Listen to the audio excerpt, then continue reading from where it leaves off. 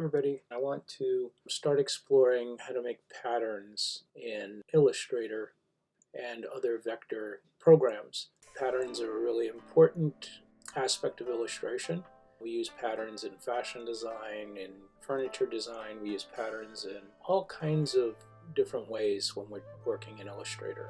Even creating something like a simple dartboard or a logo often involves creating and using patterns.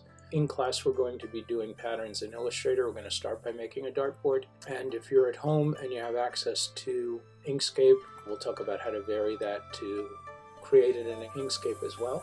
But for your assignment today, for those who are working at home with the independent work in Google Classroom, what I want you to do is to create a simple pattern in Vectr, which is something that everybody can get to. So if you don't have access to Illustrator, at least you'll be learning how to make some patterns. All right, and what we're going to do is we're going to use the different shape tools in Vectr to create a series of shapes and arrange them in a pattern. So let's get started.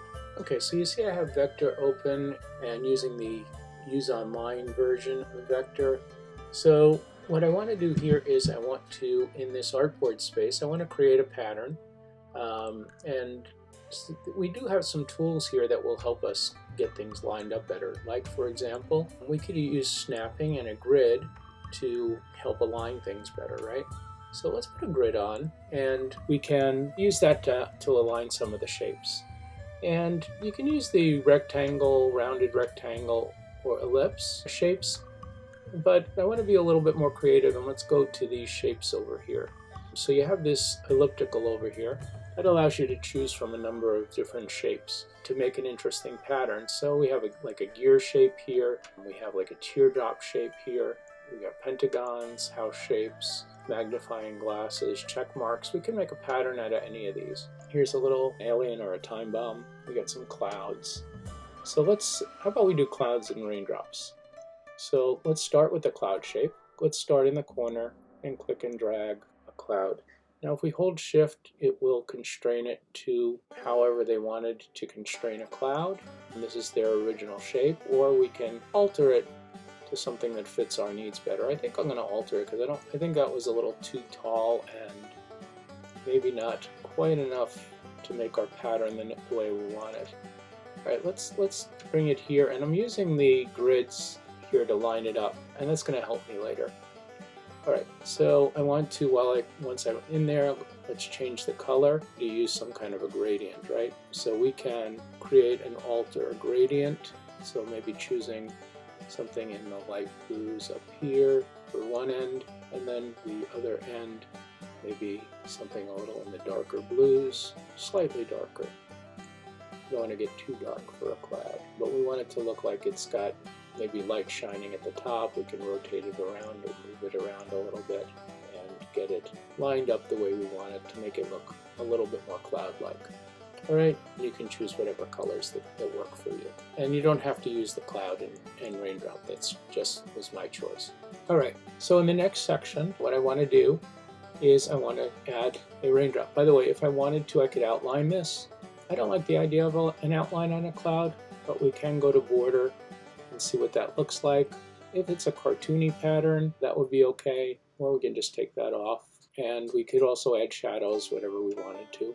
In fact, there's even a lightning bolt we could add to it if we wanted to do that, and attach a couple of lightning bolts coming out of the clouds if we wanted to do that, right? So I'm going to work with the raindrop right now. Alright, so now I'm going to click on the raindrop, and I'm going to click and drag and see what it looks like. I'm going to start right where that finished and click and drag a raindrop. Well, we want that taller and thinner, and I could make it just like that, bring it out where I want it to go. And again, I can adjust the colors. Let's give this one a radial gradient, and maybe click on here. Again, choose a very light blue maybe, and we don't want to be too similar to the other one, so something very light blue. And maybe at the bottom we're going to go really like a much deeper color and go to a deeper blue. Alright, and again, if we wanted to, we can adjust how that looks, getting either more light blue. Click and drag along here to adjust. So I'm going to go up toward here and adjust that like that. And you can choose any colors you want. Again, you don't have to even choose gradients, but I kind of like those. So now I just want to repeat that pattern. So what I'm going to do is I'm going to select both of those. So I'm going to drag a selection around both of them. And I'm going to right click and duplicate.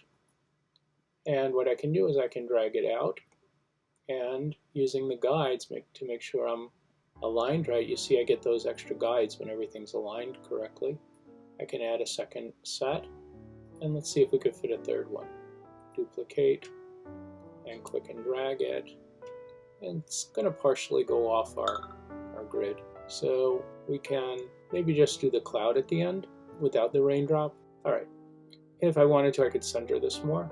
I could select the whole row, and then I can duplicate it and drag it down and line it up so that it's aligned with the other. And just keep working my way down. Duplicate, line it up.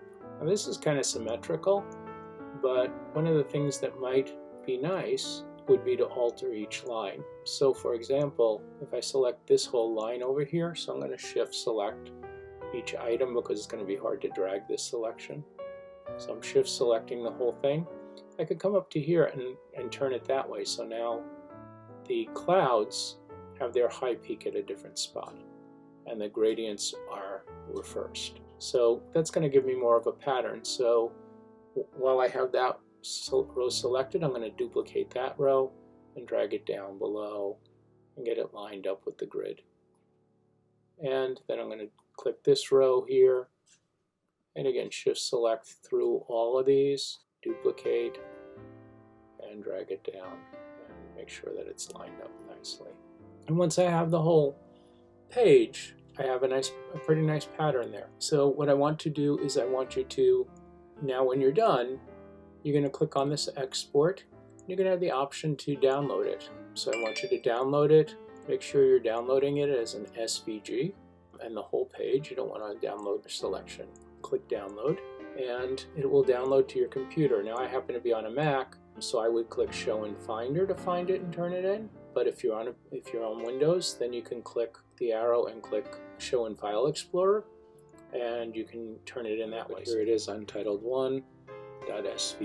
I could rename that, call it Rain Pattern Sutton.svg, and I would probably move this to someplace not in my downloads folder.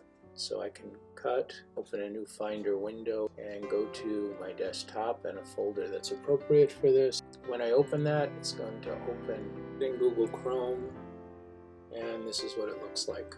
So it's a pattern. Patterns are made up of repetition. They may also have some variation in them because the clouds are facing in opposite directions.